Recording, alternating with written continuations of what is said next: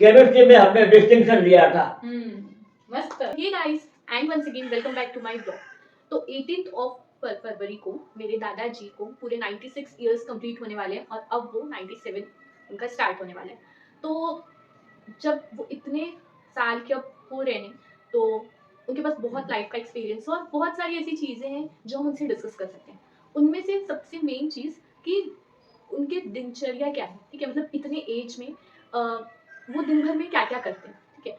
सो आज का ब्लॉग उसी पे बेस्ड रहेगा कि मैं सुबह से लेकर रात तक पूरी तरीके से उन्हें रिकॉर्ड करने वाली हूँ कि वो क्या क्या करते हैं। तो चलिए अपन आज का ब्लॉग स्टार्ट करते हैं।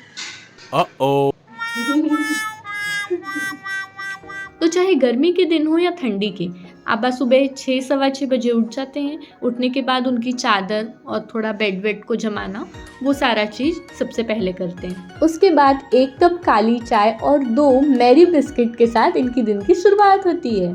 उसके बाद आबा थोड़ा सा एक्सरसाइज, योगा, ध्यान, प्राणायाम, ये सारी चीज़ें स्टार्ट करते हैं।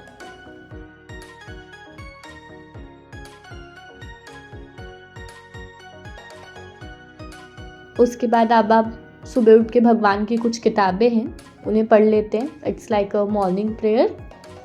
उसके बाद अब बारी आती है पेपर की, और मेरे दादाजी न्यूज़पेपर का हर एक कोना पूरे अच्छी तरीके से बिना चश्मे के पूरा पेपर पढ़ते हैं रोज़।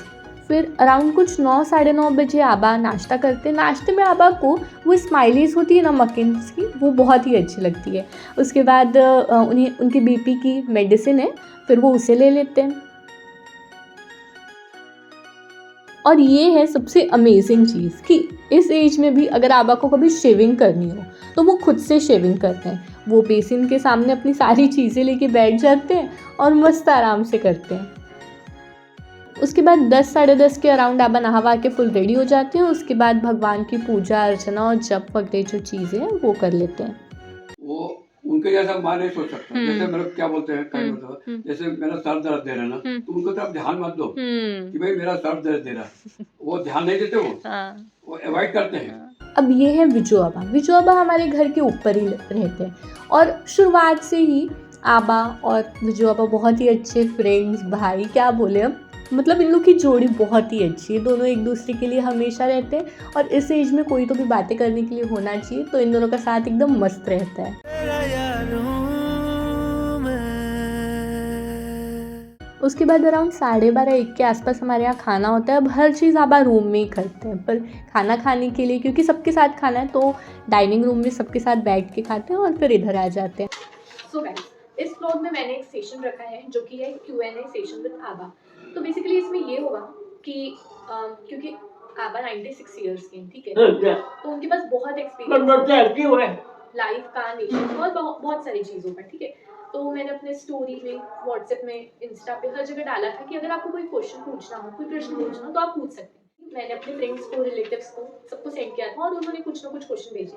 तो इस वीडियो में मैं ज़्यादा क्वेश्चन नहीं, बस 4-5 क्वेश्चन पूछूंगी, पर हाँ, इसके लिए मैं एक अलग से ब्लॉग करने वाली हूँ जिसमें सिर्फ Q&A सेशन होगा आबा के साथ। इसलिए अगर आपका भी कोई प्रश्न अगर आप पूछना चाहते हैं, चाहे किसी भी फील्ड से रिलेटेड या चाहे कोई भी प्रश्न हो, तो आप ज़रूर कमेंट सेक्शन में मुझे बताएं और वो प्रश्न मैं अपकमिंग ब्लॉग में ज़रूर पूछूंगी।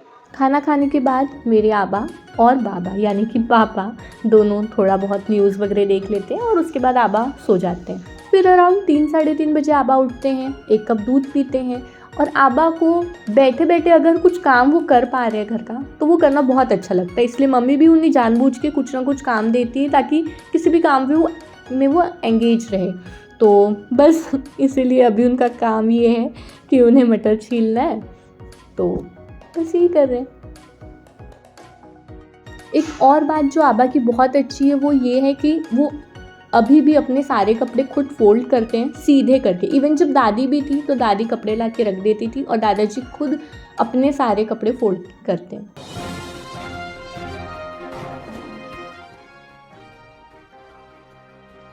पहले मेरा अपना खुद का सवाल है जो कि ये है कि बुढ़ापे में थोड़ा अकेलापन लगता है, तो जिंदगी में जब कभी अकेला सा लगे तो क्या करना चाहिए और इस चीज का क्या हल है? अपन लगेगा तो क्या करना चाहिए? अरे और आपकी हॉबी क्या है उसके अनुसार आप काम करो, फिर पेपर पढ़ते हैं, कुछ लिखते हैं, अच्छी अच्छी किताब पढ़ो, फिर ध्यान लगाओ, भगवान का नाम लेते रहो, तो कुछ ना कुछ करना पड़ेगा। और अब मेरा प्रश्न है कि अगर ये सब करने में आलस आ जाए, अपनी खुद ही की क्योंकि- हॉबी करने में, तो क्या करना चाहिए? आलस आए फिर क्या करें? आलस आए तो सो जाओ। दिन भर आए, दिन भर आलस कैसा आएगा? अपने दिनचर्या ठीक से रखो। कौन सा काम कब करना है निश्चित करो। कुछ कैसे काम है जो समय समय पर करते रहना चाहिए। जैसे हम सवेरे नहा गए, ये तो हो गया, उसके बाद का समय है पोथी कुछ तो पढ़ने में बिता देते, शाम को भी बिता देते, तो व्यस्त हो जाता है। पुराना लिखा हुआ कुछ है, आपने लिखा है तो उसको पढ़ते जाओ, नहीं तो अच्छी किताबें पढ़ो जिसमें कुछ है, ज्ञान है, अध्यात्म है, नई किताब पढ़ो।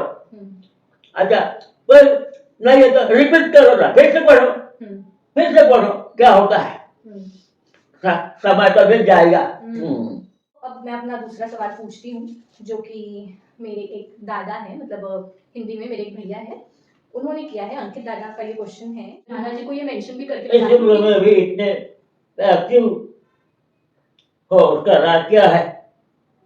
किसने क्या प्रश्न पूछा, मैं ये भी बता दूं साथ में।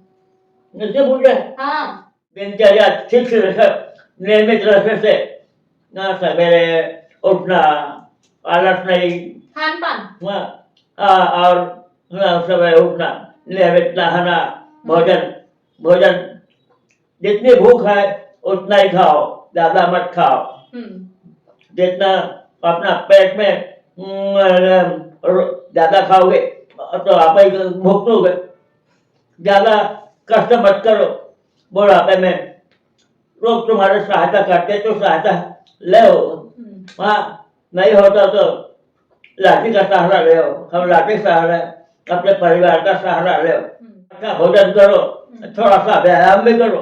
सबसे अच्छा है कि नियमित होना चाहिए, नियम से चलो, फिर ऐसा है जो अपने को मिला है, जो सहायता मिल रही है, जो साधन मिल रहे हैं, उसमें संतोष मानो कि हमें पैसा ज्यादा मिलना चाहिए तो खर्चों पर मत करो या कुछ ऐसा। अभी आप तो सर्वे में रहते ना, पान तंबाकू बस खाते थे, पान तंबाकू जहाँ स्टेशन में 500 मुझे हम छोड़ दिए। तो जिसकी आदत है कम से कम आदतें कम करो, अच्छी आदतें रहे तो एक्टिव रहेगा, पूरी आदत रहेगा क्या होगा। अब क्या है अभी और कुछ पानी पाहिजे का? पानी पाणी नाही है। अंकित दादानी अजून एक प्रश्न है। अभी जो हम पता है उसको अच्छा लोगे तो आप भी अच्छे रहोगे, यही एडवाइस है। तो अंकित दादा का जो सेकंड क्वेश्चन था वो ये था कि जिंदगी की आपकी सबसे बड़ी एडवाइस क्या है। तो दादाजी ने फर्स्ट क्वेश्चन में ही सारा इंक्लूड करके बता दिया। तो व्यस्त रहना ये अच्छा है, व्यस्त रहने से मन भटकता नहीं है। ये मन है ना, मन बहुत खराब करता है। थोड़ा सा अकेलापन रहेगा तो मन कहीं कहीं उठता है, तो मन को काबू में रखो। अब मेरी एक फ्रेंड है शुभांगी जिसका नाम है, ठीक है, उसने बहुत ही अच्छा क्वेश्चन पूछा और ना सिर्फ एक बल्कि उसने 7 क्वेश्चन मुझे भेजे, जो कि मैं अपने नेक्स्ट व्लॉग में जो कि Q&A सेशन होगा, ठीक है। और अगर आपको भी अगर कोई क्वेश्चन है तो प्लीज कमेंट सेक्शन में अपना क्वेश्चन जरूर लिख दीजिए, मैं नेक्स्ट व्लॉग में जरूर पूछूंगी। तो शुभांगी ने ये क्वेश्चन पूछा है जो कि बहुत ही इंटरेस्टिंग क्वेश्चन है कि मेरे दादाजी का डेट ऑफ बर्थ का ईयर है 1928, यानी कि जब भारत आज़ाद हुआ था 1947 में, तो मेरे दादाजी 19 ईयर्स के थे। तो उसका क्वेश्चन ये है कि जब आप 19 वर्ष के युवक थे, ठीक है, उस वक्त पर 15 अगस्त स्वतंत्रता दिवस को आपने किस तरीके से मनाया? अब ये 15 अगस्त पुरानी आदत से पुरानी याद नहीं आता है, क्या कर दिया होगा हमारा नहीं। लेकिन ये है कि 19 वर्ष के थे तब तो हम नागपुर में थे ऐसा लगता है, हम्म, क्योंकि मैट्रिक पास और 11वीं मैट्रिक से हम्म, पास होने के बाद हम्म, नागपुर में मामा के घर में रहकर पढ़ाई की, हम्म, तो कॉलेज की पढ़ाई उस समय पहले से ही हम संघ से आरएसएस से जुड़े हुए थे, आरएसएस से। तो आरएसएस का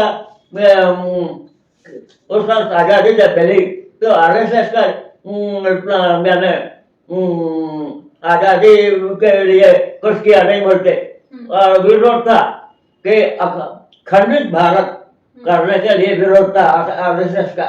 बाकी कैसा बनाया क्या बनाया मालूम नहीं, पता नहीं चलता। आरएसएस के कार्य में बिजी रहते थे और पढ़ाई बाकी झंझट पे रहते। 10th नहीं 11th, अच्छा 11th, तब 10th में थे, 11th में थी 11 महीने। तो पटना स्कूल में पढ़े थे हम, पटना स्कूल नागपुर, कामठी में थे, कामठी से नागपुर आना जाना करते थे। परसेंटेज तो मालूम नहीं है मुझे, फिजिक्स केमिस्ट्री वो क्या भाषा इंग्लिश ये सब विषय थे। तो केमिस्ट्री में हमने डिस्टिंक्शन लिया था, मस्त। बाकी कितने परसेंटेज है तब देखना पड़ेगा। अभी अगर इंटरव्यू क्या आप पेपर में छापो क्या? वीडियो टीवी में दिखाओगे फिर हमको। यूट्यूब चैनल में सब्सक्राइब चैनल करो, को सब्सक्राइब कर दो और इस वीडियो को लिंक कर दो। लाइक हाँ लाइक KKLI, लाइक कर दो, हाँ लाइक कर दो। लिंक नहीं है, लाइक है क्या? हाँ। अरे लाइक कर दो। हाँ, सारी ने एक यूट्यूब लिया है। अरे सब यूट्यूब पर हम तो जानते नहीं है, लेकिन आप जानते हो क्या क्या करना है, कैसा करना है। तो हमको मुझे माहिती देते जाओ। इस तरीके से ये सेशन है, तो आई होप जय जय करो, जय जय। तो आई होप आपको अच्छा लगा होगा। So it is all for this हो गया। आगे देखिए उसके बाद ही खत्म कीजिएगा, और अपना क्वेश्चन अगर आपका कुछ होगा तो जरूर कमेंट सेक्शन में ड्रॉप कर दीजिए। धन्यवाद, आपको धन्यवाद, आपने हमारे से लिया। हाँ। कैसे कुछ के काम आएगा तो पता नहीं, नहीं आएगा तो नहीं आया, देखने के तो काम आएगा। ठीक है। और हम तो सुनेंगे नहीं, आएगा लिख के, नीचे लिख के। हाँ पढ़ेंगे। हाँ। अब जिस तरीके से सुबह दादाजी भगवान का सब पढ़ते हैं, सेम चीज़ें रात को भी जब थोड़ा भगवान का पढ़ना, ये सारा चीज़ करते हैं। उसके बाद अराउंड 8 साढ़े 8 बजे हमारे यहाँ खाना होता है। उसके बाद आबा और मेरे पापा फिर से थोड़ा सा टीवी देखते हैं और बस फिर सो जाते हैं। So that is all for this vlog. Do hit the like button and subscribe to my channel. Thanks and bye bye and happy 96th birthday आबा।